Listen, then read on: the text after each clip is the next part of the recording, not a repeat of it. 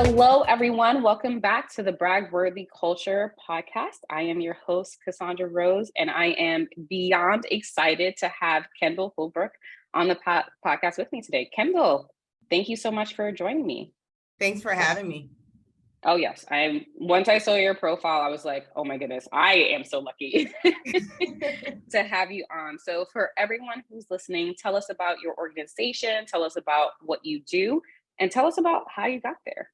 Sure. So Kendall Holbrook, I'm the CEO of Dev Technology Group. We're an IT provider in the federal government space. So we basically do application development, modernization, take applications to the cloud for a lot of government organizations. So, we typically say we don't just do IT for IT's sake. We try to make sure we're impacting our clients' missions, right? We want to give them good IT so that all of our experiences as taxpayers, that our money that we're putting into government is used wisely. And so I think that's a bit of our differentiator. I've been at the company for almost 13 years. It'll be 13 years in January. And I've been CEO at the company for almost 5 years. It'll be 5 years in January. I joined back in the beginning of 2018 as a vice president of business development. And then I was promoted to CEO. So that's a little bit about us. Yeah, that's a lot about you. One, I appreciate that you're making it an efficiency thing. And the word that I took away from that was mission. You want to make the mission the most efficient and optimized that it can be, which is fantastic. I love that you were able to grow with the organization. You don't hear these tenures as often as you used to. 13 years with an organization. The fact that you went from VP of BD, business development, all the way up to CEO, that's an amazing arc as well. When you first started with the company, is that something that you thought, you know what, I'm definitely going to spend the next 2 decades here? No, absolutely not. I did not think I would be here as long as I have been. I actually, I was at a large organization, a large integrator. We had been acquired about a year before I joined Dev. And I happened to be, at the time we were acquired, pregnant with my second child. And I could see the change, right? You see the winds of change when you're in a large organization getting eaten by a larger organization. The culture, we were initially a company with a very strong culture that was known throughout the industry, and that started to change with the acquisition. And so I knew I had to leave.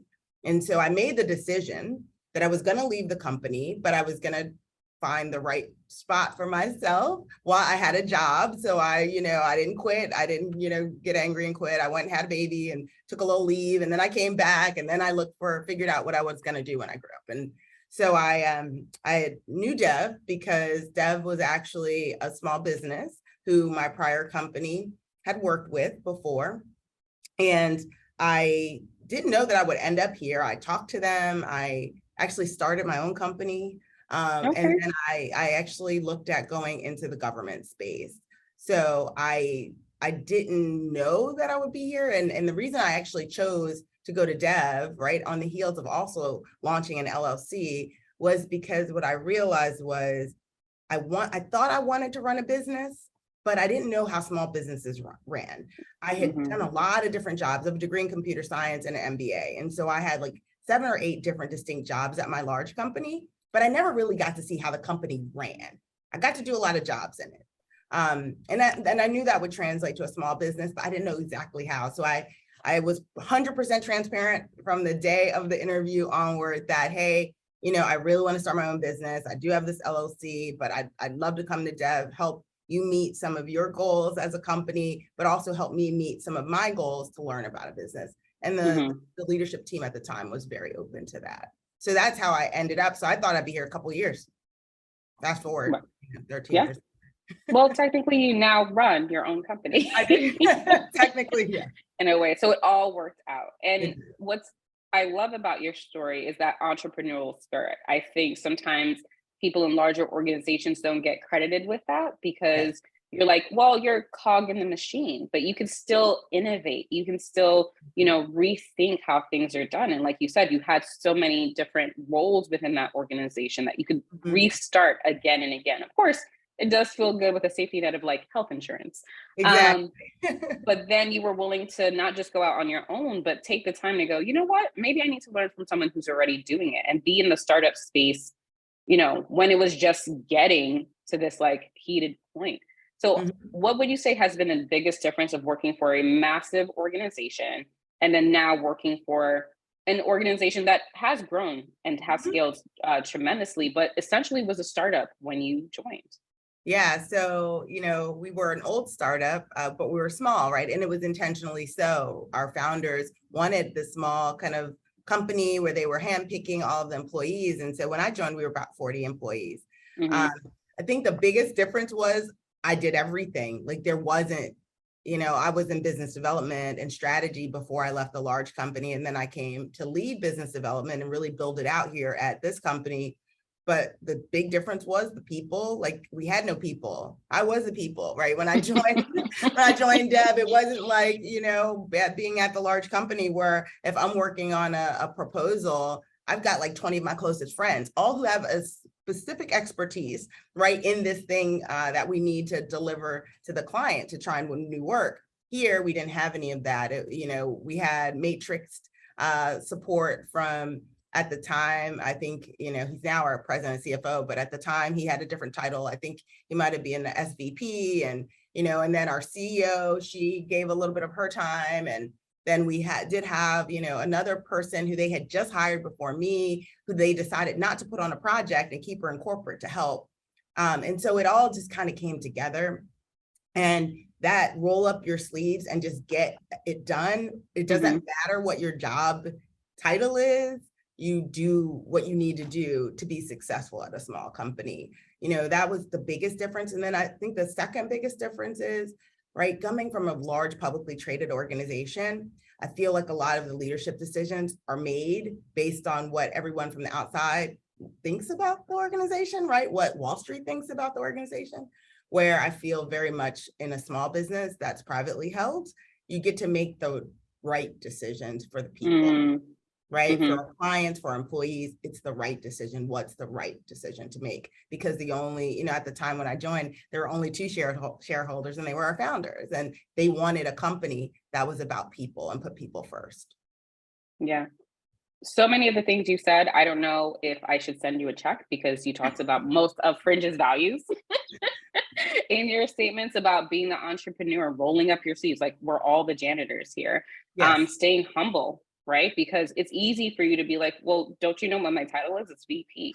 I need people to come in and do this work. And I think there are audience members who are literally lifting their hands like, yeah, that's me. I'm the janitor and the president and somewhere in between. So what was the turning point where you started to grow and then continue this culture of handpicking really excellent talent, but now you're extending your network to people you don't know, just people Yeah, you have to trust definitely. coming in, and that they were going to grow the organization and share the vision. How did you go and scale that? Yeah, so the reason that they wanted me to join Dev back then, right, being kind of this building out this BD organization, was because at that point, the company was pretty much solely a subcontractor. So we had no prime contracts of our own. We were beholden to all of the large companies that were our prime contractors. So when they decided that our rates need to be lower, they lowered our rates. We had to live with it. When they decided that there was no longer space for us, they squeezed us out, right?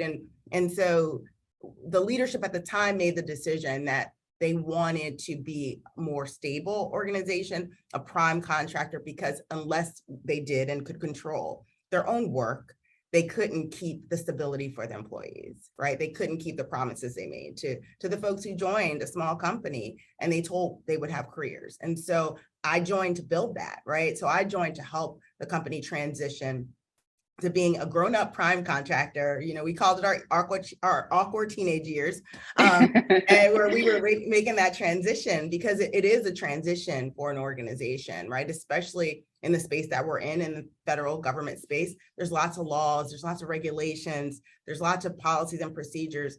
And when you're not that prime with that direct relationship with the government clients, you don't really have all of that. You have the responsibility, but not in the same way. Let me just say it that way, right? So we had to grow our back office pretty quickly. And so I joined and I went to help win work. That was my job. Go find the work, win it. We had a couple of big targets. We hit those targets and, we kind of completely blew past our goal of having 50% of our own prime work and 50% of subcontract work. We went straight from like 0 to 80% prime work. Wow. Within about a year and a half.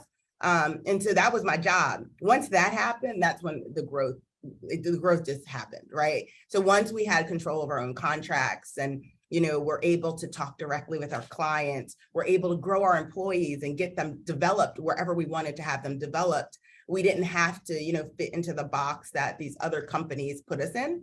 That's when the growth really started. And it slowly happened. We won one contract, then the next and the next.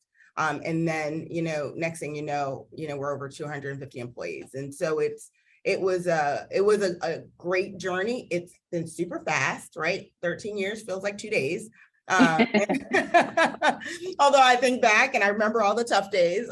So it was just an evolution of like slowly winning the work and continuing to just roll up your sleeves and do it again. And then, okay, now we need to hire a bunch of employees. And so, I once heard another leader from a business that had grown from small to large say, when you're really small, there's like a handful of people and you all wear like 10 different hats, right? And then as you grow and you get bigger, you bring in more people and you give some of your hats away. And that's really what we did. As we grew, we brought in more people. We gave some of our hats away. We brought in experts who could help us in things like contracts and accounting and right. Like you just grow your team, HR and talent. So, yeah. Yeah. So you need to trademark that. Give your hats away. That should be like, I'm gonna write that down. Give your hats away. And I love that you're able to showcase the story of going from 40 employees to 250 employees, because some people think that hyper growth is the only way to get to success, right? Like go to 1,000, 10,000. And some organizations need to do that. But what about the way that you work? Because you're doing not just IT, but IT for the government, right? So I'm sure there's a lens or some spotlights that hit you and you're like, we need to make sure we're doing this as pristinely as possible. So what has been the way that you thought about growth and how that actually translates into success for you? Yeah, so we thought the way that we approach growth, and especially kind of in the earlier years, we didn't want, like, we knew what we were good at, right? We knew what we were good at, and we wanted to grow slowly in concentric circles out from there. We didn't ever take a giant swing into something we didn't have any experience with, because what you'll find in the government, once you have a contract, they keep you around, but they can make you really miserable if you're not performing.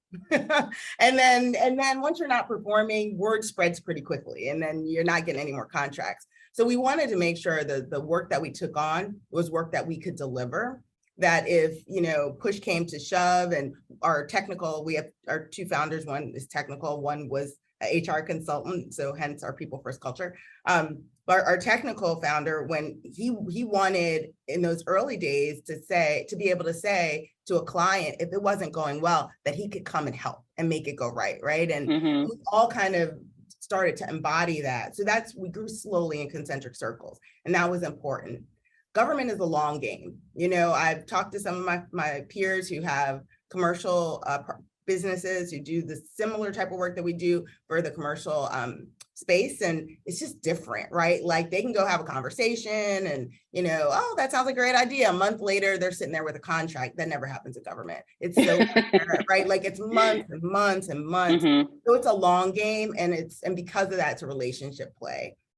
So, I don't go try to sell anyone anything. I go to try and build a relationship. I want them to trust us. I want them to believe that we can deliver what they need us to deliver so that their mission is attained. But I don't ever go in a hard sell. And so I think our team has all kind of embodied that. It's really about the relationship, understanding what they need, and then determining whether we're the right choice. Because if we're not, we don't want to be there. Right. So it's just different in that way. Yeah.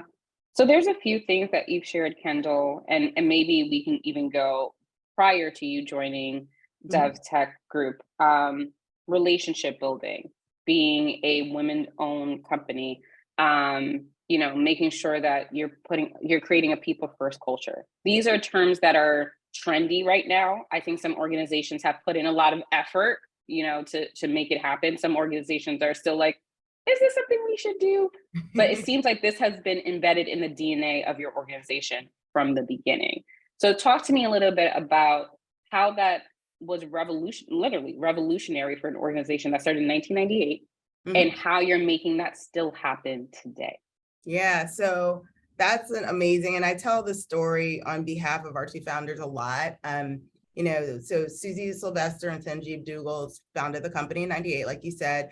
When I asked them why they founded it, right, Sanjeev was just tired of working for large companies, and right, he worked for some of the largest companies, some software companies, some services companies, but he always felt like he was being kind of used, right? Like they didn't really care about him. They just needed him to do the work and build hours.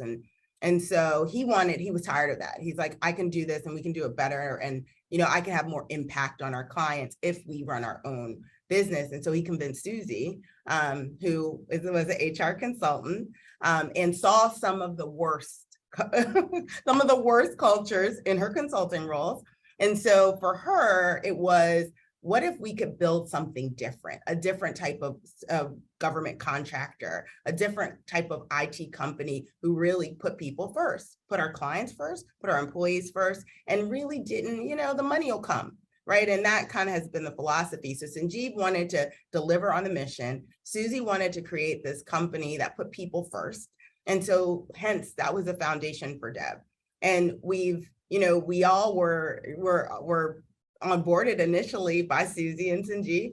So that just became part of why we wanted to be here, quite frankly. You don't come here if that's not what you want. It's clear that that's part of who we are and how we've developed the company. And then in 2018, when we did our reorg, and Susie she promoted herself to executive chair of the board, and she promoted me to CEO. And we did some other shifts. We had a new CFO and president who was in the company, was promoted as well. We promoted a new COO. And it was the three of us who had been, kind of the most instrumental in working with Susie and Sanjeev on kind of that culture and where we were headed and what we needed to do next. So, they felt comfortable kind of promoting us into that role, into those roles. And so it's never really for us been a turnaround story. It's always been, let's just build that next layer on top of what we already have. Like, I'm constantly looking at what else could we do better, right? To have our employees engage, right? What can we do better from a business development standpoint to really touch different clients? Like, who do we know? Like, who should we be developing relationships with? What capabilities do we keep hearing about in the space, but maybe we haven't refined enough in the company? So, we're constantly just building, trying to improve. And I think that is what has made that difference, and which is what has allowed us to keep our core, keep our culture, keep our values while continuing to grow. And I'll just add as well, our founder, Susie, she used to call us when I first joined, and I was like, you have to stop saying that. She used to call us like, it's like the tortoise and the hare. She would call Deb the tortoise. Like, we were like slow, but we would eventually win the race. And I was like, you can't tell people that story. And so I forbid her from saying it. And then she would tell people that I used to call it the tortoise, but Kendall said I couldn't say that anymore. So I'm like, in BD, that doesn't work. That story doesn't work. But it's true. But it is true. We have kind of just taken that slow path to growth, but it's created a very stable environment. Yeah, I love that. And I want to read through your values, because not only have you showcased that you can grow slow and be successful and still be people first and still be profitable, but that you are using that as your North Star to navigate challenges that none of us saw coming. So your values are integrity, respect, collaboration, innovation, resilience, and community. And I love, please feel free to laugh at this. I love that these are words that we should all be treating each other with in the workplace, But the fact that collaboration and community, those are the two that stood out to me, are so important that you're like, no, these need to be our values. We're not just creating something that is fly by night, overnight success. People are just coming in. We want to be longstanding. We want to invest in our community. We want to make sure those tax dollars are working for the best way possible. And that just shines through. So how have you used these values to navigate the pandemic? Oh, geez. Yeah. Return to office. Let me see, what else hard thing I got you?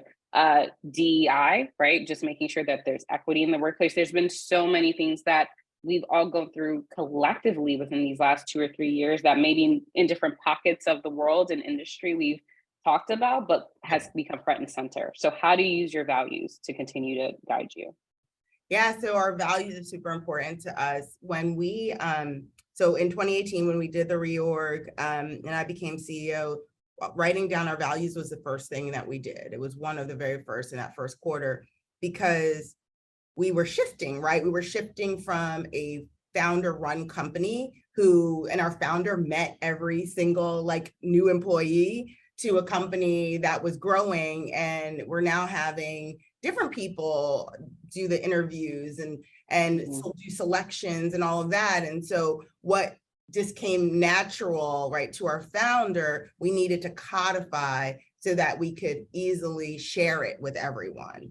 And so we actually took an approach with our values where we wanted to get input from everybody, the whole company, because we didn't want to just sit there and incorporate in our corporate office and pick values that we thought everyone would agree with. We wanted to get some input. And so we actually were able to pull some words from an employee survey that we had done from all of our employees. We met with our managers. They gave us a bunch of words, values that they thought the company espoused. And then our leadership team kind of did the last leg of that, where we kind of wrote down our own, what we thought our values were, and then brought all the words together, all the potential values together, and we crunched it down, and it was like a voting and a like prioritization, and then we picked our words, and then we wrote our definition. And so some of the words that didn't make it to the top 6 show up in our definitions. And so that was important. So we really believe in our values. We talk about our values all the time. I send out emails about our values, and getting through things like the pandemic, but even before that in government, we've had government shutdowns where we're not right. Where, and employees have to leave they can't go to their client site. We've had sequestration, and we always try to make our decisions based on our values. And if we're heading down a path, or someone's heading down a path and it doesn't align to those 6 values, we pull them back, we yank it back, because we have to always recenter there. I mean, we've made some very tough decisions based on the values. Decisions like, all right, well, we're not being paid, and we don't know when this government shutdown is going to end. But we have this group of people who is directly impacted, but we don't want to dock pay. We don't want to furlough. We just don't want to have families. Like, how can we do that? We know that it's tough. And so we have honest discussions with our employees. We tell them we're making these values-based decisions. We ask them to help us some. Can you take a little PTO while we also, you can then spend time doing training. Like, we try to make it all work together, and that is important. COVID was a big one. I mean, who would have ever thought? Right.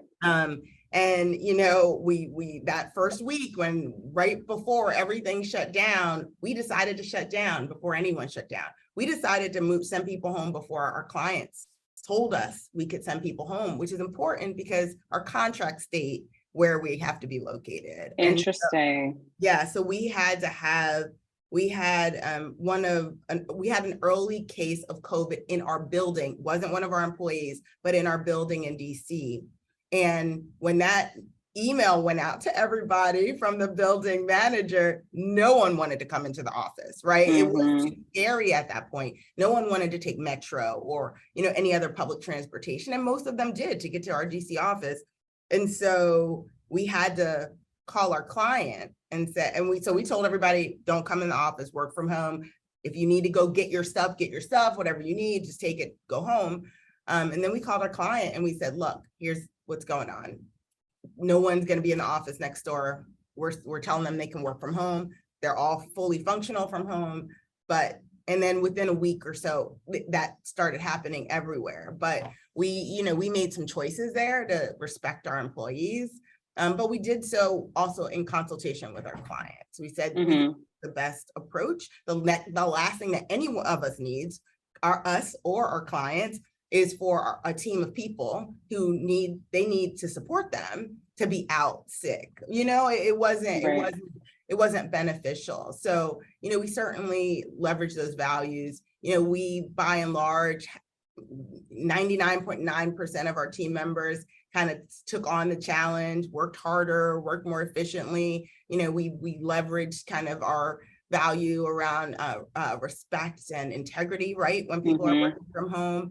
Even we had a few parents who were questioning whether they could work. And, we told everybody, all of our managers, like, look, we want to allow them an environment where they can work, be flexible. Like, if we know we want cameras on, like, we're asking for that. But if someone is there and they have their 5-year-old or 6-year-old in school next to them and they can't have their camera on, or they have to take care of someone in the morning, it's fine. Like, or can you shift meetings for them? Can they not? Like, so we were trying to be ultra flexible because we knew it was tough on everyone.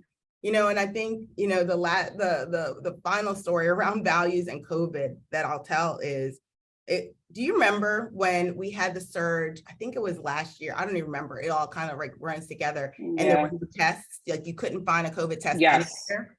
Yep. So we decided that it was the right thing to do to buy bulk tests and then ship them or deliver them to our employees. And so me and our VP of HR were like on Amazon, we're finding, like this bulk 500, COVID tests, and we like ship them to our office, and then we're, distributing them. And, we had one, so she is driving tests to houses. Wow.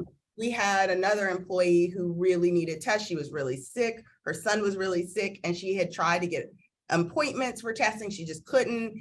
And, I was like, look, I'll drive them to her house. I will take her the tests and I'll leave them on her porch.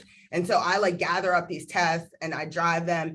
And I was like, well, I'm in the store, I'm in Trader Joe's, let me see, I'll get some snacks, like I'll get some soup. And right, so I'm like getting her, I packed this whole bag of stuff and then the COVID test, and I leave them on her porch. And like, that was like, but it just seemed like it was the right thing to do. I'm going to her house anyway, I was at the store. But it's like an urban legend, like a little bit in the company, that I like would go and do this as a CEO. But I don't know. I sit in a normal office with my door open all the time. And so to me to like just be a human with our employees, it just seems like we all should be doing it. Like you said, we all be living these values. So yeah, no, I mean, that's a great story.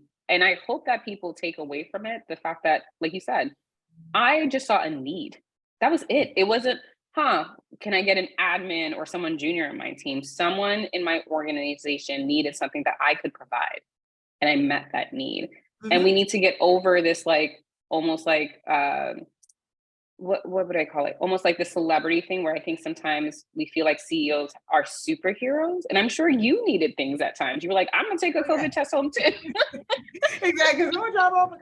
Yeah, no, it was so, and I try not to be, and I try not to ever be that way, right? And that like I meet every single employee on the first day, myself and our president and CFO, we meet every single employee on their first day, and we like go over our culture, and this is what the company is about. And we do it not because we think everyone's going to retain everything we say, but it's really about the fact that you've met me.